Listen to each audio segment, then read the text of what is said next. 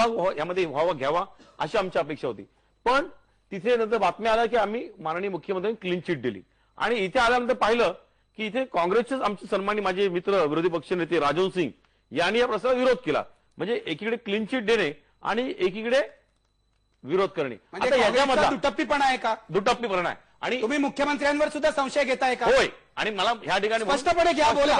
स्पष्टपणे सांगतो की या ठिकाणी जर माननीय मुख्यमंत्र्यांची भावना होती की हे कॉन्ट्रॅक्टर बरोबर नाहीत, तर मला आमच्या अशा अपेक्षा होती की त्यांच्या पक्षाच्या इथल्या असणाऱ्या विरोधी पक्षनेत्यांनी देखील तीच भावना व्यक्त करायला पाहिजे होती. पण म्हणजे मला तुम्हाला विचारायचं आहे, म्हणजे फक्त सेना भाजपला दोष देऊन चालणार नाही, तुमचं असं म्हणणं आहे मुख्यमंत्री सुद्धा तेवढेच जबाबदार आहे? होय. आणि मला पुढे जाऊन अजून बोलायचं की एकंदरीत तिथून क्लीन चिट मिळते आणि इथून विरोध होतो. मग मध्ये काय घडतं तर मध्ये आयुक्त आहेत यांना क्लीन चिट जी मिळाली आहे ती माननीय आमचे सुबोध कुमार आयुक्त यांच्यामुळे मिळाली आहे. कोणामुळे मिळाली आहे? आयुक्तांमुळे मिळाली आहे. बरं, आयुक्तांनी क्लीन चिट का दिली? आयुक्तांनी म्हणजे तुमचं असं म्हणणं आहे, तुमचा मुद्दा लक्षात आला. बोला ना, विषय पूर्ण करू द्या. काल महानगरपालिकेच्या स्टँडिंग कमिटीमध्ये आणखी एक प्रस्ताव होता. प्रस्ताव कुठला होता? शिरसाट असताय त्यांना आनंद होतोय कारण तुम्ही मुख्यमंत्र्यांवर बॉल फेकलाय. असेसमेंट टॅक्स वाढवण्याचा प्रस्ताव होता. थांबले नाही, आमचा प्रस्ताव मला बोलून दिला नाही. तुम्ही पूर्ण करावं. हा, आणि या ठिकाणी तो प्रस्ताव मंजूर करा. मी तुमचं हे प्रस्ताव मी पुढे आणून देतो आणि त्या अनुषंगाने स्थायी समितीमध्ये यांची त्याप्रमाणे बैठक होऊन हे ठरलं गेलं की हा प्रस्ताव देखील मंजूर करायचा. मग तुम्हाला हा प्रस्ताव आम्ही देणार. ते सगळं बरोबर आहे. हे आयुक्तांची भय्यगिरी आहे. आम्ही आयुक्तांकडे भय्यगिरी हा शब्द का वापरता? कालपासून तुम्ही तो वापरतोय. कारण काय भय्यगिरी म्हणजे काय? कारण या ठिकाणी जो विस्का केलाय मुंबई शहराचा, आम्हाला अपेक्षा होती की माननीय आयुक्त कुठेतरी कठोर कारवाई या असणाऱ्या दंडात्मक ज्यांच्यावर कारवाई झाली आहे त्यांच्यावर कारवाई करतील, त्यांना ब्लॅकलिस्ट करतील. पण तसं न करता त्याच कॉन्ट्रॅक्टर पुन्हा काम देणार. माझा तुम्हाला मगाच प्रश्न आहे राजन सिंगना जो विचारला, याचा अर्थ मुख्यमंत्री, महापालिकेचे आयुक्त आणि महापालिकेतले सत्ताधारी या सर्वांनी मिळून कॉन्ट्रॅक्टरशी संगनमत केलं असं तुम्हाला म्हणायचं का? होय. माझा मनसे सोडून तुमचं काय म्हणणं आहे? मनसे सुद्धा सामील आहे याच्यामध्ये? स्पष्ट बोला. आज आपण स्पष्ट बोलूया. सिद्ध करून दाखव. सणसणीत कानाखाली मारताना कशासाठी मारत होते कानाखाली हा देखील हे सर्वांना माहिती आहे. खोटा आरोप आहे. विषयासंदर्भात मी बोलतो. एक मिनिट, मला जरा प्रेक्षकांना सांगू दे. आपल्याकडे आता आनंदाची बातमी आहे. राहुल शेवाळे सुद्धा आलेले आहेत. इतका वेळ ते नव्हते. मी म्हटलं की ते कधी येणार आहेत की नाही, पण ते आलेले आहेत.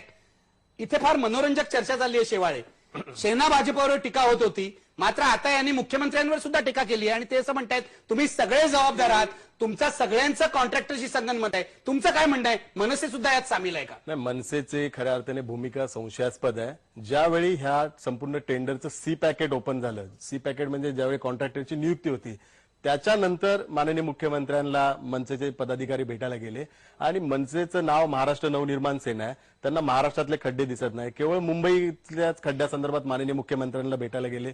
जर त्यांची महाराष्ट्रातल्या खड्ड्यासंदर्भात त्यांनी माननीय मुख्यमंत्र्यांना निवेदन दिलं असतं तर त्यांची भूमिका योग्य असं मी बोललो असतो. पण केवळ तुम्ही ऐका माझं, मुंबईच्या खड्ड्यांसंदर्भात उल्लेख करणं हे संशयास्पद आहे. आणि सी पॅकेट ओपन झाल्यानंतर ठराविक कंत्राटदारांना काम मिळालं नाही, त्याच्यानंतरच या सगळ्या कंत्राटदार जे आहेत, तुम्ही महत्वाचं बोलताय, लोकांना हे कळू द्या. शिवसेनेचे नेते राहुल शेवाळे असा आरोप करतायत की मनसेच्या कॉन्ट्रॅक्टर्सना काम मिळालं नाही म्हणून मनसे गोंधळ घालताय, बरोबर आहे? होय. आणि मनसे नेहमी ब्लॅकलिस्टेड कॉन्ट्रॅक्टरला काम दिलं असं बोलतात. मी प्रामाणिकपणे सांगतो आणि जबाबदारीने सांगतो, यातला एकही कंत्राटदार ब्लॅकलिस्ट नाहीये. मनसेचे सर्व आमदार हे स्वतः बिल्डर आहेत. यांना महानगरपालिकेतर्फे फाईन मारलेलं, दंडात्मक कारवाई मारलेली आहे. मग हे ब्लॅकलिस्टेड आहेत का? नाही, हे ब्लॅकलिस्टेड आहेत का? मग हे स्वतः ब्लॅकलिस्टेड आहेत का? आणि ह्यांना कोणी अडवलं का? ह्यांनी टेंडर भरायचं होतं. येतो राजन सिंग तुमच्याकडे.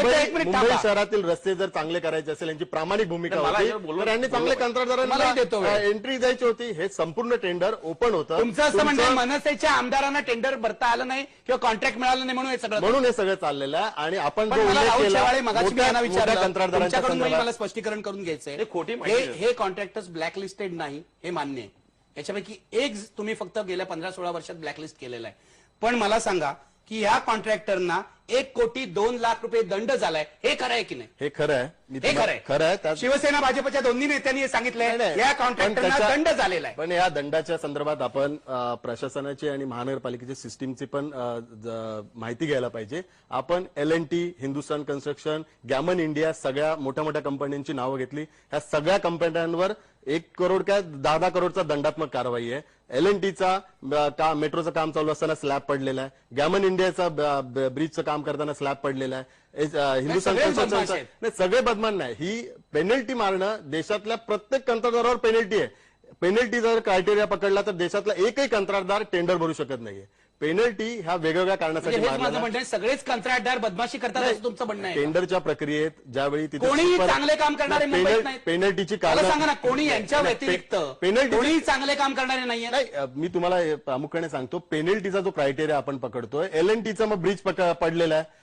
हिंदुस्थान कन्स्ट्रक्शनचा ब्रिज पडलेला आहे. गॅमन इंडियाचा पडलेला आहे, स्लॅब पडलेला आहे. त्यामुळे हे टेक्निकल रिझनमुळे त्यांना पेनल्टी लावलेले आहेत. ह्यातल्या कोणाला म्हणजे हा दंड झालाय काय फार मोठं नाही नाही. फार मोठंच नाही मी बोलत. ह्याच्यावर जो दंड दंड झाला का केला जातो? चुका केल्या म्हणून. नाही, दंडाचं कारण शोधा. टेक्निकल कारणावर जर दंड टोकला असेल तर त्यांना निविदा दिलीच नाही पाहिजे अशी आमची भूमिका आहे. ह्याच्यात सुपरवायझर नाहीये. मला एक गोष्ट आम्हाला तुम्हाला डिले विचारायची झाला आहे की आपल्या असं- घरामध्ये सकाळी जो दूध टाकतो तो दूधवाला वेळेवर नाही आला तर त्याचं दूध आपण चालू ठेवतो का? नाही या संदर्भात माझ्या प्रश्नाचं उत्तर द्या. त्याचं दूध आपण चालू ठेवतो का? नाही. एक दूधवाला आहे तो वेळेवर नाही आला 8 दिवस, त्याचं दूध चालू ठेवतो का? नाही त्याच्यात हा आपण क्रायटेरिया जर दूधवाला तोच दूधवाला असेल तर तोच दूधवाला असेल तर म्हणजे? एकच दूधवाला असेल तर अच्छा, अख्ख्या जगामध्ये एकच दूधवाला असेल तर तुम्हाला पर्याय तुमचं नाही. असं म्हणणं आहे, नाही, तुमचं तुम्हाला- असं म्हणणं आहे, हे 9 तुम्ही- कॉन्ट्रॅक्टरच आहेत जगामध्ये. नऊ नाही तुम्ही पेनल्टीचा क्रायटेरिया पकडला ना तर देशातला एकही कॉन्ट्रॅक्टर तुमचं टेंडर भरू शकत नाही. पण या 9 Penalty- कॉन्ट्रॅक्टर विरुद्ध penalty कोणी हा कॉन्ट्रॅक्टर कार्य- नाहीत का मुंबईमध्ये? penalty हा criteria या 9 करूच कॉन्ट्रॅक्टरनाच का दिलं नाही, तुम्ही? जगातल्या प्रत्येक कॉन्ट्रॅक्टरवर पेनल्टी आहे. मी तुम्हाला लिस्ट दाखवेल जगातल्या दंड प्रत्येक काय झालाय? कॉन्ट्रॅक्टर सांगतो लिस्ट मी. आणि तुम्हाला जर यांनी दंडात्मक हे कारवाई दंड का झाला हे सांगतायत, बोला. माझ्याकडे काल बरोबर मी त्यातली काही माहिती मागवली होती. ऑडिट रिपोर्ट मागवला होता. त्यामुळे दंड का झाला तर डांबराचा दर्जा योग्य नव्हता म्हणून त्या हे ठेकेदार वाईट काम केलं. डांबराचा दर्जा हा. मी समजू शकतो वेळेमुळे वेळेच्या म्हणजे उशीर कच्चा माल झाल्यामुळे. जो वापरतात तो वाईट होता. त्यानंतर बरोबर आहे ना? गोडाऊनमध्ये सिमेंटच्या बॅगा सापडल्या नाही. मी सुरुवातीला गोडाऊनमध्ये सिमेंटच्या बॅगा सापडल्या नाही म्हणून दंड म्हणजे झाला. लबाडी केली. लबाडी केली. मग मंगेश- अशा सर्व गोष्टीमुळे सुद्धा दंड झाला. ऑडिट रिपोर्टपासून बघा मंगेश सांगळे यांना विलंब मी- झाला मंगेश म्हणून सांगळे- त्यांनी त्याला दंड झाला मंगेश तो सांगळे विषय यांना मी वेगळा. सांगू इच्छितो की आपल्या महाराष्ट्र नवनिर्माण सेनेचं नाव चेंज करून आपण मुंबई नवनिर्माण सेना करा.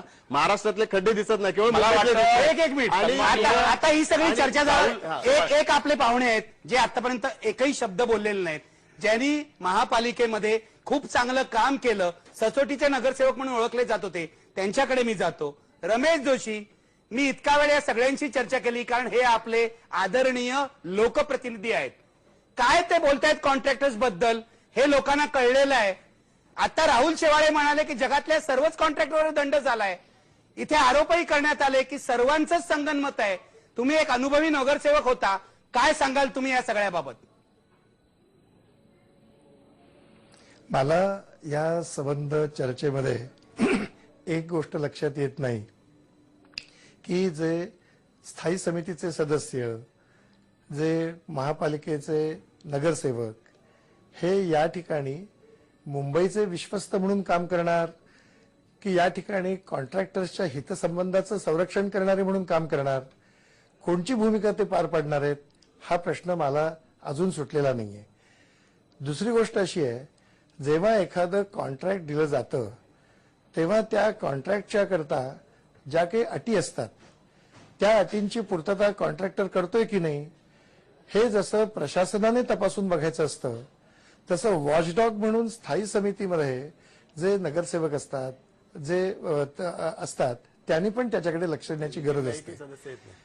या रस्त्यांच्या बद्दल N.K. मेराणींनी, जे महाराष्ट्र शासनामध्ये इंजिनियर होते, गाजलेले इंजिनियर होते, मेराणींनी त्या ठिकाणी काही अटी घातलेल्या होत्या, म्हणजे काही कंडिशन्स ठरवलेल्या होत्या कॉन्ट्रॅक्टरच्या कामाच्या संदर्भात. या 550 कोटी रुपयांच्या कामाच्या संदर्भात त्यातल्या काही अटी गायब झालेल्या दिसतात आणि त्या गायब झाल्यामुळे कंत्राटदार जे काही काम करतील त्या कामामध्ये गुणवत्ता असेलच याची खात्री आता देता येईल असं मला वाटत नाही. म्हणजे यावर्षी जे खड्ड्यांचं नाट्य रंगलं ते पुढच्या वर्षी पण रंगायला काहीच हरकत नाही अशी माझी त्यातनं धारणा झाली. नाही असं काही होणार इथे 2002 साली तिनेकरांचा वन मॅन कमिटीचा रिपोर्ट आलेला होता. त्या तिनेकरांच्या रिपोर्ट बद्दल सुद्धा महापालिकेमध्ये खरं म्हणजे सत्ताधारी पक्षानं किंवा काँग्रेस पक्षाच्या नेत्यांनी सरकारला सादर केलेला हा रिपोर्ट कॉर्पोरेशनच्या पुढे ठेवा. हा महापालिकेच्या संदर्भातला रिपोर्ट आहे आणि त्याच्या आधारानं आमच्याकडे जी काही हजारो कोटींची कामं दिली जातात कंत्राटदारांना, त्या कंत्राटदारांच्या संदर्भात तिनेकर जे मुंबई महापालिकेचे कार्यक्षम आयुक्त म्हणून गाजलेले होते, त्यांचं काय म्हणणं आहे ते आम्हाला समजू द्या. म्हणजे आमच्याकडे सुद्धा त्याबाबत काय सुधारणा करता येतील याबद्दल आम्हाला विचार करता येईल. परंतु ना महाराष्ट्र शासनाने तो मुंबई महापालिकेकडे पाठवला, स्वायत्त मुंबई महापालिका असली तरी, कारण ह्या स्वायत्ततेलाच ग्रहण लागलेलं असल्यामुळे तू मिमीच्या पलीकडे चर्चाच जात नाही. या मुंबई महापालिकेच्याकडे हा तिनेकर रिपोर्ट सोपवणं शासनाचं कर्तव्य होतं. शासनानं ते केलं नाही आणि महापालिकेच्या सुद्धा कोणाही गटनेत्यांनी त्याची मागणी ह्या पटलावर तो ठेवा म्हणून आयुक्तांकडे पण महापालिकेचा सांगितलं. ठराव झालेला आहे. या ठिकाणी महापालिकेच्या संदर्भात या